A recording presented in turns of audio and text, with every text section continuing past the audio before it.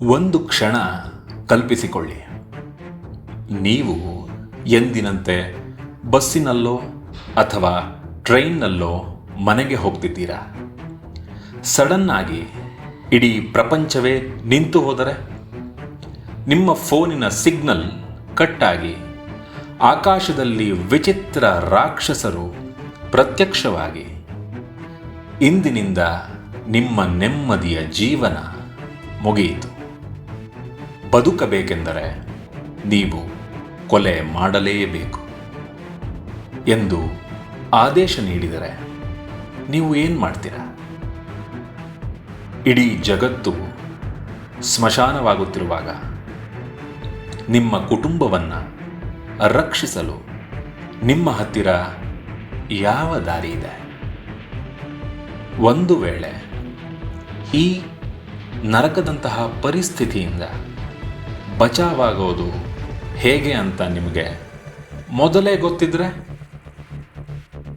ಹೌದು ಸ್ನೇಹಿತರೆ, ಇವತ್ತು ನಾವು ವಿವರಿಸುತ್ತಿರುವ ಸಿನಿಮಾ ಕಥೆಯ ನಾಯಕನಿಗೆ ಇಡೀ ಜಗತ್ತಿನ ಭವಿಷ್ಯ ಮೊದಲೇ ತಿಳಿದಿದೆ. ಈ ರೋಚಕ ಕಥೆಯನ್ನು ಶುರು ಮಾಡುವ ಮೊದಲು ನೀವಿನ್ನೂ ಕನ್ನಡ ಮೂವಿ ಬ್ಲಾಗ್ಗೆ ಸಬ್ಸ್ಕ್ರೈಬ್ ಆಗಿಲ್ಲ ಅಂದರೆ ಈಗಲೇ ಆಗಿ. ಯಾಕಂದರೆ ಇಂತಹ ಬೆಸ್ಟ್ ಸಿನಿಮಾ ಎಕ್ಸ್ಪ್ಲನೇಷನ್ ನಾವು ನಿಮಗಾಗಿ ತರುತ್ತಲೇ ಇರುತ್ತೇವೆ. ಈ ಕಥೆ ಶುರುವಾಗೋದು 3 ways to survive the apocalypse ಎನ್ನುವ ಒಂದು ವಿಚಿತ್ರ ಕಾದಂಬರಿಯಿಂದ.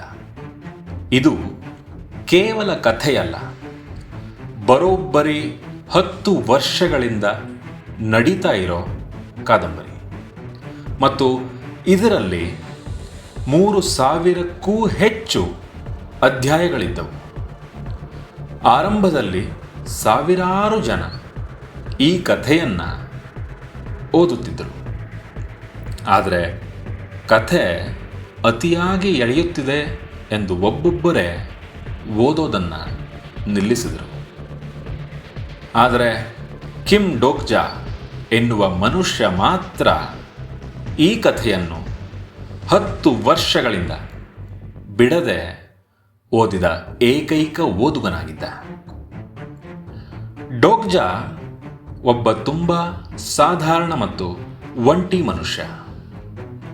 ಅವನಿಗೆ ಜೀವನದಲ್ಲಿ ಏನೇ ನೋವಾದರೂ, ಶಾಲೆಯಲ್ಲಿ ಬುಲಿಯಿಂಗ್ ಆದರೂ ಅಥವಾ ಕೆಲಸದ ಒತ್ತಡ ಇದ್ದಾಗಲೂ ಈ ಕಥೆಯೇ ಅವನಿಗೆ ದೊಡ್ಡ ಸಮಾಧಾನ ನೀಡುತ್ತಿತ್ತು. ಈ ಕಥೆಯ ನಾಯಕ ಯು ಜುಂಗ್ ಹ್ಯುಕ್ ಎನ್ನುವವನಿಗೆ ರಿಗ್ರೆಷನ್ ಎನ್ನುವ ಶಕ್ತಿ ಇತ್ತು. ಅಂದರೆ ಆತ ಸತ್ತರೂ ಮತ್ತೆ ಕಾಲದ ಹಿಂದೆ ಹೋಗಿ ಜಗತ್ತನ್ನು ರಕ್ಷಿಸಲು ಪ್ರಯತ್ನಿಸುತ್ತಿದ್ದ. ಅವನ ಕಷ್ಟಗಳು ಡೋಕ್ಜಾಗೆ ಬದುಕುವ ಹಠವನ್ನು ಕೊಡುತ್ತಿತ್ತು. ಯಾವಾಗ ಈ ನಾವೆಲ್ ಕೊನೆಯಾಯಿತೋ ಅಂದು ಡೋಕ್ಜಾ ಸಬ್ವೇ ಟ್ರೈನ್ನಲ್ಲಿ ಮನೆಗೆ ಹೋಗುತ್ತಿದ್ದ. ಆ ಎಂಡಿಂಗ್ ಅವನಿಗೆ ತುಂಬ ಬೇಸರ ತಂದಿತ್ತು. ಯಾಕಂದರೆ ಅದರಲ್ಲಿ ಹೀರೋ ಒಬ್ಬನೇ ಬದುಕಿ ಉಳಿದ ಮಿಕ್ಕವರಲ್ಲೆಲ್ಲ ಸತ್ತು ಹೋಗಿದ್ರು. ಸಿಟ್ಟಿಗೆದ್ದ ಡೋಕ್ಜಾ ಲೇಖಕನಿಗೆ ಈ ಅಂತ್ಯ ತುಂಬ ಕೆಟ್ಟದಾಗಿದೆ ಎಂದು ಕಮೆಂಟ್ ಹಾಕಿದ. ಅಚ್ಚರಿ ಏನು ಅಂದರೆ, ಲೇಖಕ ರಿಪ್ಲೈ ಮಾಡ್ದ, ನೀನು ಒಬ್ಬನೇ ಈ ನನ್ನ ಕಥೆಯನ್ನು ಓದಿದ್ದು, ಧನ್ಯವಾದಗಳು. ಈಗ ಈ ಕಥೆ ನಿನ್ನದಾಗಲಿದೆ ಎಂದು ಮೆಸೇಜ್ ಮಾಡ್ದ. ಡೋಕ್ಜಾಗೆ ಇದರ ಅರ್ಥ ಆಗಲಿಲ್ಲ.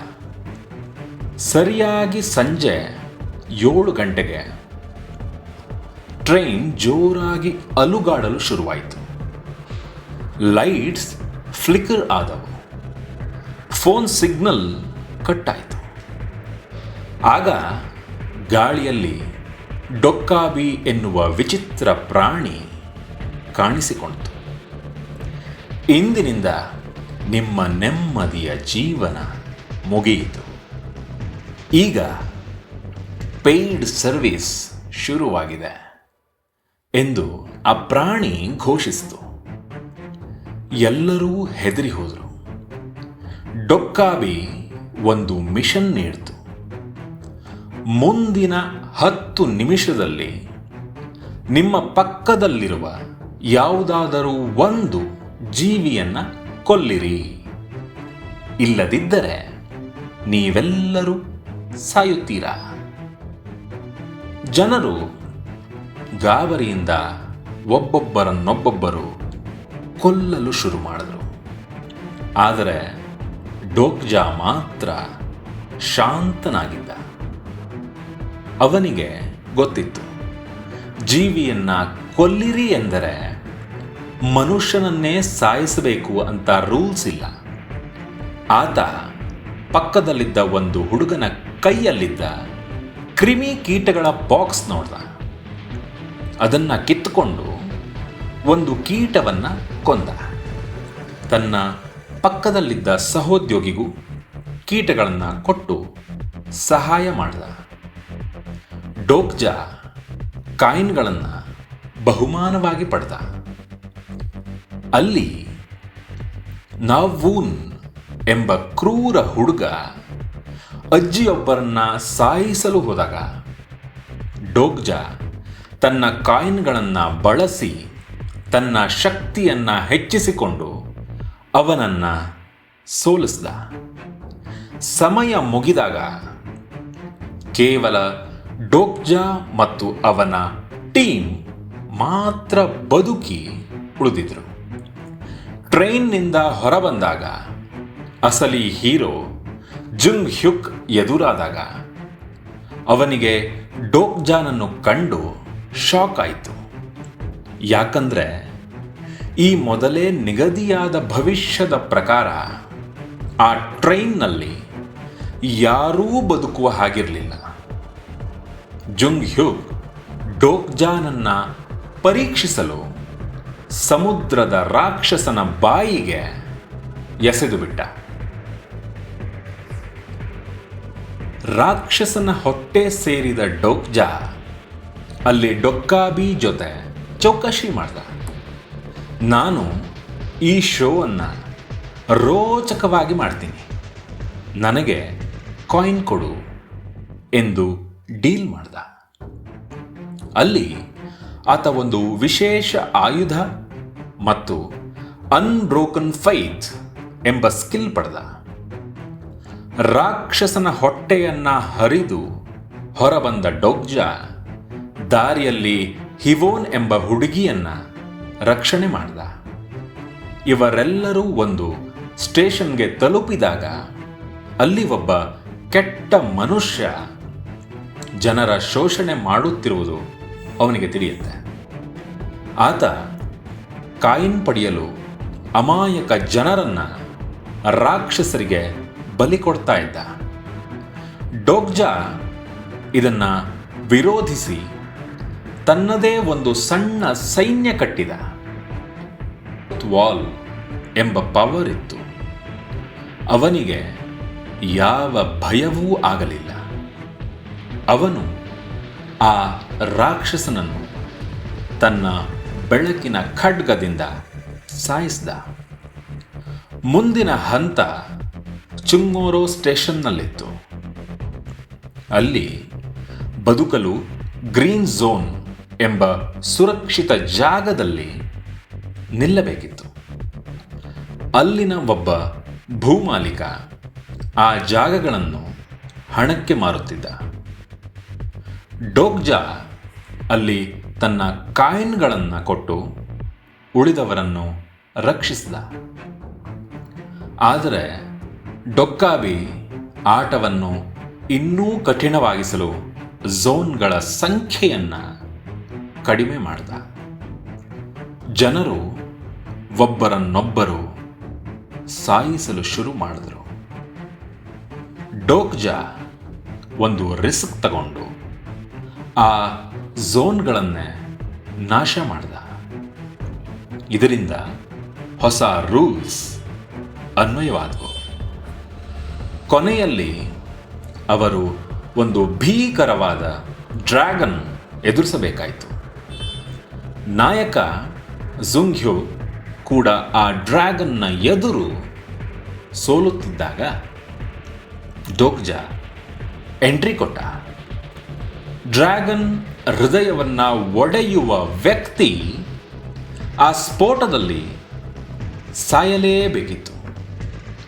ಝುಂಗ್ಹ್ಯುಕ್ ಬಲಿಯಾಗಲು ಮುಂದಾದಾಗ ಡೋಕ್ಜಾ ತಾನೇ ಮುಂದೆ ಹೋದ. ನೀನು ಈಗಲೇ ಸಾಯುವ ಹಾಗಿಲ್ಲ ಎಂದು ಹೇಳಿ ಆ ಡ್ರ್ಯಾಗನ್ನ ಎದೆಗೆ ತನ್ನ ಖಡ್ಗ ಚುಚ್ಚಿದ. ದೊಡ್ಡ ಸ್ಫೋಟ ಸಂಭವಿಸಿ ಡೋಕ್ಜಾ ಬೆಂಕಿಯಲ್ಲಿ ಮಾಯವಾದ. ಎಲ್ಲರೂ ಆತ ಸತ್ತೇ ಹೋದ ಎಂದು ಅಳಲು ಶುರು ಮಾಡಿದರು. ಆದರೆ ಸ್ವಲ್ಪ ಸಮಯದ ನಂತರ ಆ ಹೊಗೆಯ ಮಧ್ಯದಿಂದ ಡೋಕ್ಜಾ ನಡೆದುಕೊಂಡು ಬಂದ.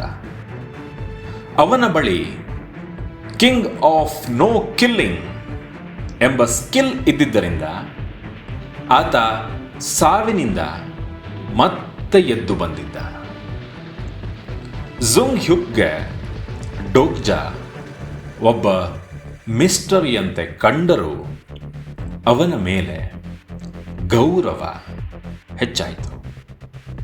ಜಗತ್ತು ಇನ್ನೂ ಕೊನೆಯಾಗಿಲ್ಲ. ಮುಂದೆ ಇನ್ನೂ ಕಠಿಣವಾದ ಮಿಷನ್ಗಳಿವೆ ಎಂದು ಅವರಿಗೆ ತಿಳಿದಿತ್ತು. ಆದರೆ ಡೋಕ್ಜಾ ಎಂಬ ಆ ಓದುಗನಿಗೆ ಮುಂದೇನಾಗುತ್ತದೆ ಎಂಬುದು ಪೂರ್ತಿ ತಿಳಿದಿತ್ತು.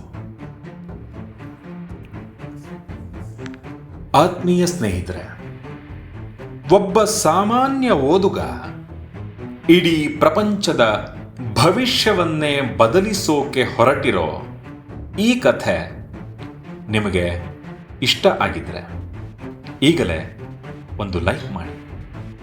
ಈ ಆಮ್ನಿಸೆಂಟ್ ರೀಡರ್ ಕಥೆಯ ಪಾರ್ಟ್ 2 ಬೇಕು ಅಂದರೆ ಕಾಮೆಂಟ್ ಬಾಕ್ಸ್ನಲ್ಲಿ ತಪ್ಪದೇ ತಿಳಿಸಿ.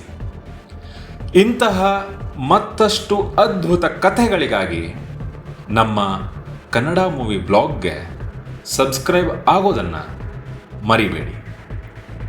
ಮುಂದಿನ ವಿಡಿಯೋದಲ್ಲಿ ಮತ್ತೆ ಭೇಟಿಯಾಗೋಣ. ಇನ್ನಷ್ಟು ಹೊಸ ಕಥೆಗಳನ್ನು ಮತ್ತೆ ನೋಡೋಣ. ಧನ್ಯವಾದಗಳು.